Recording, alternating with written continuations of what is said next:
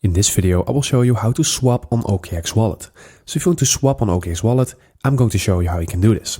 So first of all, you need to be sure that you are in the right wallet and that you have this set to simple. So this will access your normal wallet.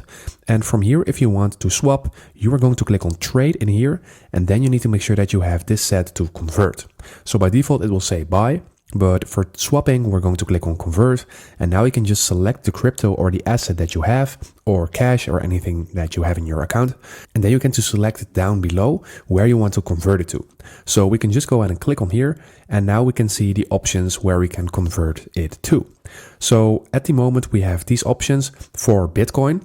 So as you can see, I can convert it to Euro, US dollars, Ethereum, or USDC. So let's say we want to convert it to USDC. Then we can just fill in the amount that we want to transfer in here. So just go ahead and fill something in. Let's do that in here. Let's pick this. And then you can just go ahead and click on preview. And in here, you can just review the swap that you're going to make. And if you want to confirm, you're going to click on confirm down below. So that is how you can do it. I hope this video helped you out. Please leave a like and consider subscribing. And then I will see you in the next one.